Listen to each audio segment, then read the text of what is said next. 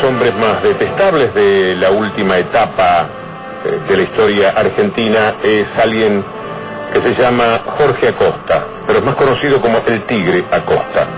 Declaró y reveló que en la Armada, tras el retorno a la democracia, consideraban que uno de los grandes problemas había sido dejar gente viva. El capitán se definió como un combatiente, aunque por cierto no dijo en qué batallas intervino. Aseguró que jamás buscó la muerte, aunque admitió algunas causadas por mi accionar militar. Criticó a sus superiores. Uno de los grandes problemas de la conducción naval tras el retorno democrático fue haber dejado gente viva. La guerra revolucionaria terrorista podría reactivarse en tono gramsciano, entre otras expresiones manejadas en este tono. Perseguido por el esquema de inteligencia de la Argentina. Porque uno de los grandes problemas fue, dejan gente viva, la están recuperando para los proyectos políticos del almirante Macera, porque Acosta tiene aspiraciones políticas. Yo no me quise ir de la Armada, señor. Gabriela Cerruti conoce muy bien estas historias. Escribió el libro Herederos del Silencio. ¿Qué tal, Gabriela? Hola, Víctor Hugo, ¿cómo estás? ¿Cómo repercuten, Gabriela, en alguien que conoce bien el paño, estas palabras del Tigre Acosta? La verdad es que a veces suena tan extemporáneo escucharlo ahora por lo que fue la lentitud de la justicia y porque es la lentitud de la Argentina para poder procesar estos temas, que finalmente, y por suerte yo creo que no hay demasiada conciencia colectiva de lo trascendente, de lo bisagra que es para la historia argentina que esto esté sucediendo, que estos personajes estén hablando de esta manera y que estén hablando de esta manera en tribunales, ¿no? Porque la verdad es que yo recuerdo que cuando me entrevisté a Steve en aquel momento para 3 puntos, él me dijo más o menos lo mismo: ¿cómo vamos a juzgarlos? Después quedan vivos y después vuelven a ser terroristas, digamos, como había pasado, no sé, me inventaba Argelia o otros países del mundo.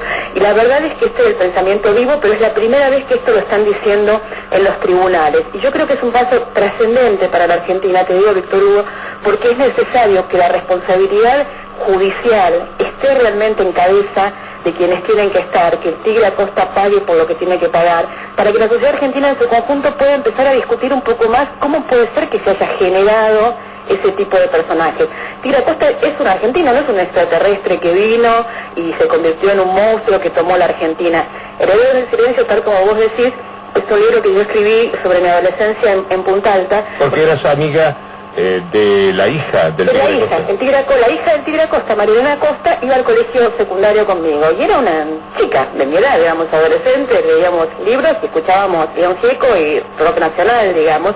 En el mismo momento, cumplíamos los 15 años, en el mismo momento en que su papá era el jefe de los torturadores de la ESMA, y ayer el Tigre se permitía este juego de decir, bueno, sí, yo quiero también a los animales. Esto que nos hace acordar tanto a aquel momento, ¿no?, de la caída de la película sobre la caída de Hitler, cómo seguían con la vida cotidiana adentro del búnker y mientras afuera se producía el genocidio nazi. Por curiosidad, Gabriela Cerruti, ¿qué fue de la vida de María Elena? ¿Nunca más la viste? ¿Nunca más supiste de ella? Yo nunca más la vi, nunca más supe de ella y crecí convencida de que ella se había rebelado contra el padre y no tenía nada que ver, y en realidad ella tampoco sabía, como no sabía yo y como no sabía una parte de la Argentina que de alguna manera, o porque los medios de comunicación lo tapaban, o porque todos los referentes, porque digo, cuando una sociedad no sabe un tema, o no está al tanto de un tema, es porque todo lo que es la opinión pública lo calla. Esto es la iglesia, los dirigentes políticos, los dirigentes sindicales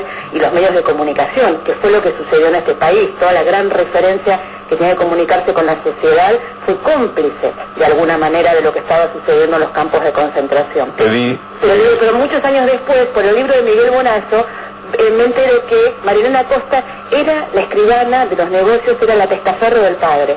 Con lo cual no solo no se había revelado y todas esas cosas que yo suponía, sino que efectivamente era de alguna manera la heredera intelectual y en los negocios, digamos, de lo que había hecho ese padre. Y bueno, de ahí realmente terminé de decidir escribir el libro para contar cómo había sido esto, ¿no? Cómo había sido crecer en un ambiente represivo, como fue la dictadura militar, y qué marcas me queda a mi generación de esa adolescencia pasada bajo la dictadura. Sobre lo que decís de la complicidad en la que se cae muchas veces por ignorancia o por debilidad de carácter de una sociedad, he visto hace poco una película Vincere, que ojalá la ven aquí en la Argentina, de Marco Bellocchio, que tiene una historia referida a Mussolini, y de pronto la víctima, no voy a contar naturalmente detalles de la película porque sería un poco largo, pero la víctima tiene una larga mirada tomada por Bellocchio, una mirada a la cámara, en la que durante varios segundos esa víctima de Mussolini te está diciendo que fueron muchos más que Mussolini lo que le habían hecho, lo que había sucedido, ¿no? Y fue un impacto, esa mirada no me la puedo quitar de encima, ciertamente, lo que es un maestro del cine. Es que es una gran discusión en el mundo y aquí en la Argentina todavía no las debemos, porque entre las víctimas y los victimarios hay una gran cantidad de cómplices indiferentes, quienes acompañaron con el silencio, quienes quisieron no saber, quienes ocultaron. En el último libro que escribí ahora hay una historia que para mí es muy reveladora de cuando lo secuestran a Carlos Grosso y Franco Macri llama primero al nuncio apostólico en ese momento y luego al ministro del Interior, Arguindegui, y Grosso, secuestrado y torturado, es sacado del campo de concentración y devuelto a la luz pública y le salvan la vida. Pero esto no habla solo de la relación de Macri con el gobierno militar, habla también de que una cantidad de gente podía salvar vidas y sabían efectivamente lo que estaba sucediendo. Era un sistema que no era tan clandestino, al que se podía tener acceso y se podían salvar vidas, y no estaba compuesto solo por los militares. Ponele que no se pudiera denunciar por parte del periodismo, porque es muy difícil, porque estaba en juego la vida, si algo se hacía demasiado enfático a través de los medios. Pero la complicidad pasaba por aquellos que salían a defender al gobierno argentino contra los que afuera sí denunciaban lo que estaba ocurriendo en la Argentina. ¿Te acordás el gran enfrentamiento que había? Sí, cuando hablaban de la famosa campaña entre Argentina, pero yo creo que es más profundo, Víctor Hugo. Zygmunt Bauman, un gran pensador sobre temas del Holocausto, dice: siempre hay una opción moral en situaciones límites. Aún entre los detenidos en un campo de concentración hay opciones morales. En una sociedad siempre hay una opción moral. Uno en un medio de comunicación, vos lo sabés mejor que yo, no siempre hace lo que quiere, uno no siempre puede decir lo que quiere, pero siempre se puede no decir lo que no se quiere. Así es, ese es el decoro final que los periodistas pueden tener, un decoro mínimo por lo menos, para no tener que después pleitear tanto con la conciencia. Gabriela, te agradezco una vez más. Un placer hablar con vos, doctor. Un abrazo. Gabriela Cerruti, en tanto esta vez autora de Herederos del Silencio, y no de El Pibe, el libro que ha escrito sobre Macri en estos días, Herederos del Silencio, que hace referencia a estos temas que dispara el Tigre Acosta con sus increíbles declaraciones de ayer. La mañana. La actualidad con arte. ¿Querés sellar cañerías de agua? Parsex tiene sellarroscas.